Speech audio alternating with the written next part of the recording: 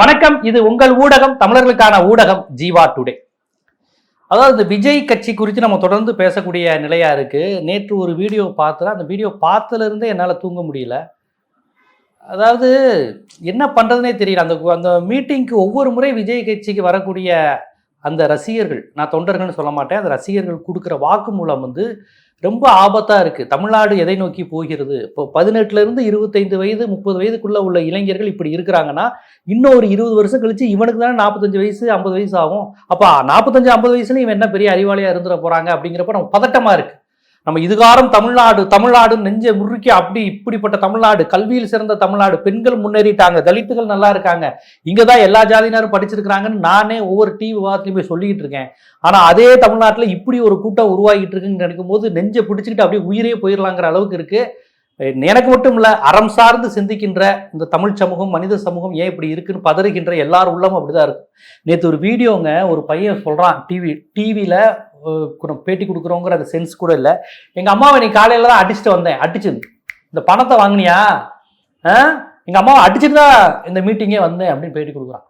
சீரியஸா அந்த வீடியோ பார்க்கும்போது எனக்கு ஒரு நிமிஷம் என்ன கிராபிக்ஸா சிஜியான்னு பாக்குறேன். அவன் அப்படி சொல்றான், அம்மாவை அடிச்சுட்டு தான் வந்தேன் ப்ரோ, எங்க அம்மாவை அடிச்சுட்டு தான் வந்தேன், இந்த அடிச்சு தூக்கி போட்டு தான் வந்திருக்கேன்.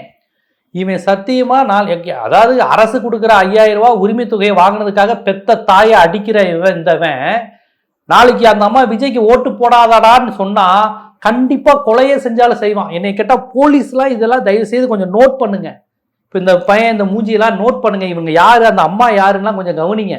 ஏதாவது ஒரு சாதாரண வீட்டு பையனா தான் இருப்பான். அவங்க அம்மா ஏதாவது பாவம், எனக்கு தெரிஞ்சு ஒரு 10 பாத்திரம் தேய்க்கிறவங்களா ஏதாவது சாதாரண குடும்பமா தான் இருப்பாங்க. இப்படி ஒரு தருதலை பெற்று அந்த தாய் பாருங்க, இந்த சினிமா நடிகர்லாம் கட்சி ஆரம்பிச்சு தருதலையை பெற்று அவனுங்களை ஃபுல்லாக கொலகாரன் ஆக்கி, இப்போ இந்த கட்சியை இந்த சினிமாக்காரன் ஆரம்பிக்கலன்னு வச்சுக்கோங்களேன், இவன் ஏதோ ஒரு வேலைக்கு போய் சம்பாதிச்சாது வீட்டுக்கு கொடுத்துக்கிட்டு இருப்பான்.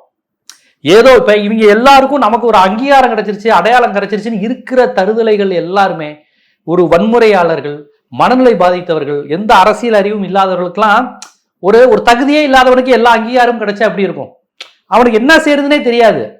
அவன் பெரிய பாசிச சிந்தனை உடையவனா இருக்கணுங்கிற அவசியம் இல்லைங்க. ஒரு பெரிய சர்வாதிகாரியா இருக்கணும்னு அவசியம் இல்லை. ஒரு முட்டாளுக்கு, ஒரு ஒண்ணுமே தெரியாதவனுக்கு, மாப்பிள்ள நம்ம கட்சி தாண்டா, நம்ம தாண்டா வச்சது, நமக்கு தாண்டா கூட்டம் கூடுது, நம்மளை பார்த்து எல்லாரும் பயப்படுறாங்களா, இப்படியே தான் விஜய் பேசுறாரு. விஜய் ஆதவர்ஜனா பேசுறதெல்லாம் இந்த கூட்டத்தை மைண்ட் செட் பண்ணி தான். இவனுக்கு அறிவில்லை, இவனை தூண்டி விடணும். இவனுக்கு பெரியார், அம்பேத்கர், மார்க்ஸ் தெரியாது, சமூக நீதி தெரியாது, திராவிடம் தெரியாது, மாநில சுயாட்சினா என்னன்னு தெரியாது, சட்டமன்ற தேர்தல் நாடாளுமன்ற தேர்தல் வித்தியாசம் தெரியாது, மாநிலங்களவை தேர்தல்னா தெரியாது, குடியரசுத் தலைவர் தெரியாது, நாடாளுமன்ற உரையாடல் எதுவுமே இவனுக்கு தெரியாது. இவனை எங்க விஜய் யாருக்கு எதிராக இருக்கா, ஸ்டாலினுக்கு எதிராக இருக்காரு ப்ரோ, நாளைக்கு ஸ்டாலின் வீட்டை கொளுத்துறோம் ப்ரோ, போறோம் ப்ரோ. ஆதவர்ஜனா அதானே சொன்னாரு, சிஎம் சார் நான் தூண்டி விட்டு உங்க வீட்டுக்கு வர வைக்கவா. இவங்க பேச்சு எல்லாமே இவ்வளவுதான் லெவல்.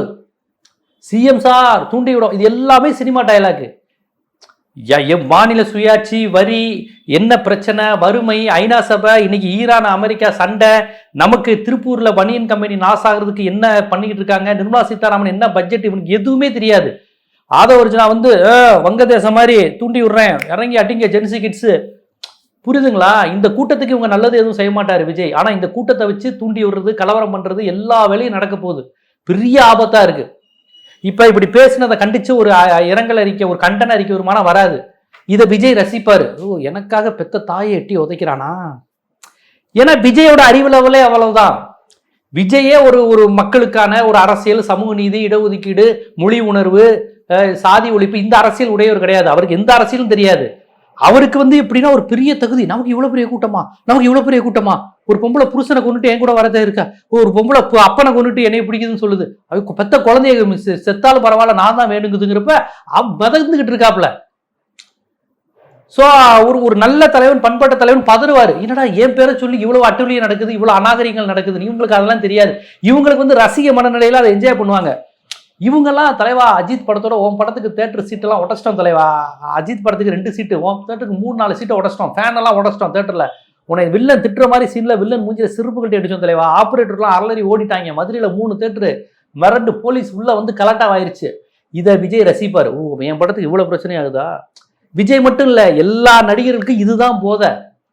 உன் கூட்ட நெரிசல ஒருத்தன் செத்துட்டான், உன் தேட்டர் படத்தை பார்க்க பெண்கள் கூட்டம் அலமோதுது, தேட்டர்ல சீட்டு உடஞ்சி, கல்லவெல்லாம் விட்டு எரிஞ்சோம், இப்படி போலீஸ் இது பண்ண முடியல. இதையெல்லாம் நடிகர்கள் விரும்புவாங்க.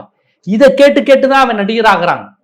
அவன் ஒன்றும் தலைவா இந்திய எதிர்ப்புக்கு போய் இது பண்ணதில்ல, டெல்லி அரசை கண்டித்து ஒரு போராட்டம் இந்த மாதிரி விஷயங்கள் பண்ணியே அவங்க வளர்ந்துருக்காங்க. அவங்க வளர்ந்தது ஃபுல்லாக சீட்டை உடைக்கிறது, பிளாக் டிக்கெட் விற்கிறது, அஜித் மூஞ்சில சாணி அடிக்கிறது, ரஜினியை பற்றி தப்பு தப்பா வார் ரூம்ல எழுதுறது, தனக்கு எதிராக வேணா வந்தா அவன் ஆம்பளை இல்லை, அவன் அதுன்னு இந்த மாதிரி வழக்கமான ஆணாதிக்க வார்த்தைகள் இப்படி எழுதி வந்தவன் தானே.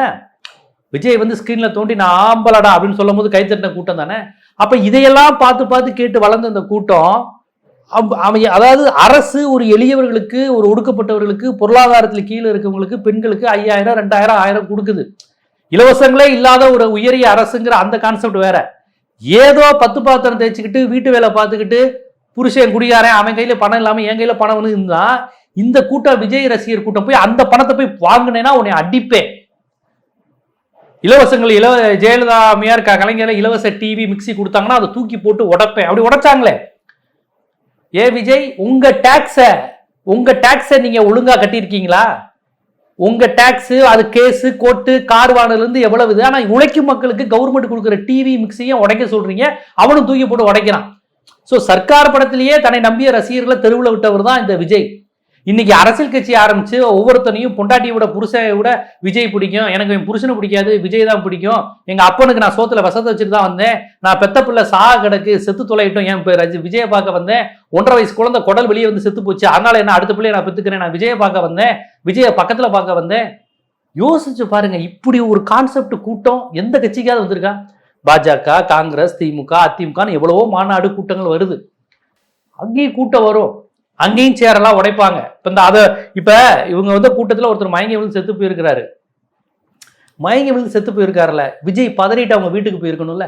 2ஆம் கட்ட தலைவர்களா அவங்க வீட்டில் உடனே முகாமிட்டு என்ன உதவி என்ன பணம், அதுவும் மகாராஷ்டிரா நாங்க அனுப்பி வைக்கிறோம், உடனே ஆம்புலன்ஸ்ல போய் தாவைக்காரங்க மகாராஷ்டிரா வரையும் போய் ஆம்புலன்ஸ் செட்டப் பண்ணி அனுப்பி அங்க பணம் இங்க பணம் கொடுத்து நாங்க இருக்கிறோமா, இதுதான் கட்சி, உங்களெல்லாம் நம்பி இந்த அப்பாவி தொண்டர்கள் இருப்பதற்கு அது ஒரு அடையாளம்.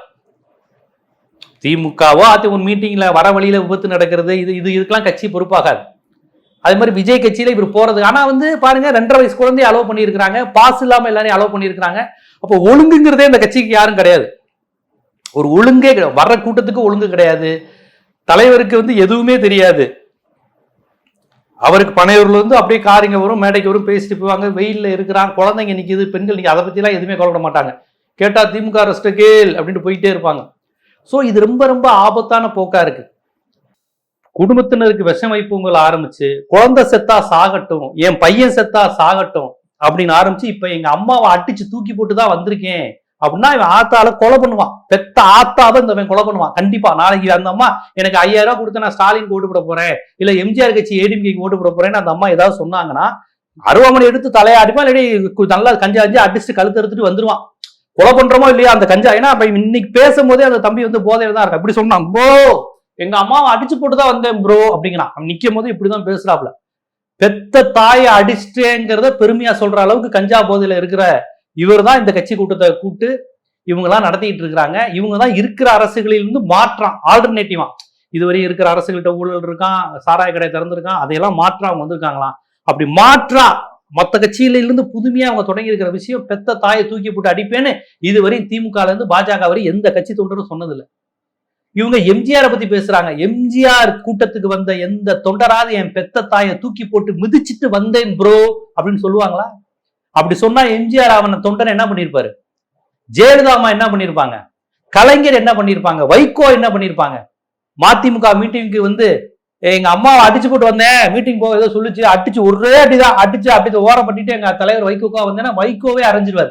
பெத்த தாயை அடிச்சது இல்லாம அந்த மீட்டிங்ல வேற சொல்லிக்கிட்டு இருக்க, போடா நீ எனக்கு கட்சிக்கே தேவையில்லைன்னு. வைகோ மட்டும் இல்ல, கலைஞர், ஜெயலலிதா, எம்ஜிஆர் எல்லாரும் அப்படிதான். அப்ப தாயை அடிப்பது எப்படி, பெத்த குழந்தையை கொலை செய்வது எப்படின்னு இந்த தொண்டர்கள் பேசிக்கிட்டு இருக்கா. 2.5 வயசு குழந்தை செத்தா சாகட்டுன்னு ஒரு அம்மா சொல்லுது. எங்களுக்கு எதுவுமே முக்கியம் இல்லை, விஜய் தான் முக்கியம்னு சொல்றாங்க. எக்ஸாம் எழுதிக்கிட்டு இருக்கேன், இன்னைக்கு எக்ஸாம், ஆனா நான் எக்ஸாம் எழுதல, நான் படிக்க வந்திருக்கேன்னு ஒரு பொண்ணு சொல்லுது. இந்த பெண் குழந்தைகள், இந்த பிள்ளைங்க படிக்கணுங்கிறதுக்காக scholarship, BC reservation, MBC reservation, SC ST reservation, பெண்களுக்கு பிரத்யேக சில உரிமைகள், பழங்குடியினர் மலைசாதியினருக்கு தனிப்பட்ட உரிமைகள், கிராமப்புற மாணவர்களுக்கு முதல் தலைமுறை பட்டதாரிக்கு சில உரிமைகள்னு இந்த திராவிட இயக்கம் மாறி மாறி நீதி கட்சி காலத்திலிருந்து இந்த குழந்தைகளுக்கு உரிமை கொடுத்து ஸ்காலர்ஷிப் கொடுத்து படிங்க படிங்க படிங்கன்னு சொன்னா அது எல்லாத்தையும் கெடுக்கிற மாதிரி இருக்குது விஜய் கட்சியில. படிப்பை விட்டு வந்திருக்கிறேன், எக்ஸாமை விட்டுட்டு வந்திருக்கிறேன், எங்களுக்கு கிடைக்கக்கூடிய ஸ்காலர்ஷிப் உதவித்தொகையை கிழிச்சிரிஞ்சிட்டு வந்திருக்கிறேன், இதை தடுக்க போனா இல்ல அது உதவித்தொகையை வாங்கின எங்க அம்மாவை தூக்கி போட்டு மிதித்துட்டு வந்திருக்கிறேன் என்று சொல்லக்கூடிய நிலைக்கு இந்த நாடு போயிருக்குன்னா இந்த கட்சி எவ்வளவு பெரிய ஆபத்து, இந்த கட்சி தமிழ்நாட்டுக்கு எவ்வளவு பெரிய ஆபத்துன்னு புரிஞ்சுக்கோங்க. நான் மீண்டும் மீண்டும் சொல்றேன், நம் கொள்கை எதிரியாக இருக்கக்கூடிய பாஜக ஒரு இந்துத்துவ மதவெறி சாதிவெறி கட்சிகள்ல கூட இவ்வளவு கேவலமா தொண்டர்கள் பேச மாட்டாங்க. பாஜக இந்துத்துவ கட்சி தான், மதவெறி கட்சி தான். ஆனா அங்க கூட ஒரு தொண்டர் வந்து என் தாயை தூக்கி போட்டு மிதிச்சுட்டு நரேந்திர மோடிக்காக வந்திருக்கேன்னு பேச மாட்டாங்க. சோ இந்த கட்சியில நான் தலைவர் கொள்கையெல்லாம் தள்ளி விடுங்க, இந்த கட்சிக்கு வரக்கூடிய இந்த ரசிகர்கள் இவர்களே ரொம்ப ஆபத்தானவர்களா இருக்கிறாங்க. இந்த ஸ்டேட்மெண்ட் அப்படிங்கிறப்ப புரிஞ்சுக்கோங்க எதனால நாங்க தொடர்ந்து பதறுகிறோம். இந்த தமிழையும் தமிழ் மக்களையும் தமிழ்நாட்டையும் நேசிக்கின்ற ஒவ்வொருத்தரும் பதறக்கூடிய ஒரு அமைப்பாக இந்த தாவைக்காங்கிற ஒரு கட்சி இருக்குங்கிறத மீண்டும் மீண்டும் அவர்களே நிரூபித்துக் கொண்டிருக்கிறார்கள் என்பதை விளக்கத்தான் இந்த காணொலி. இது போன்ற அரசியல், சமூகம், சட்டம், சினிமா, பொருளாதாரம் போன்ற பல்வேறு விழிப்புணர்வு காணொலிகள் உங்களை வந்து சேருவதற்கு ஜீவா டுடே சேனலை சப்ஸ்கிரைப் பண்ணுங்க, ஆதரவு தாங்க. நன்றி.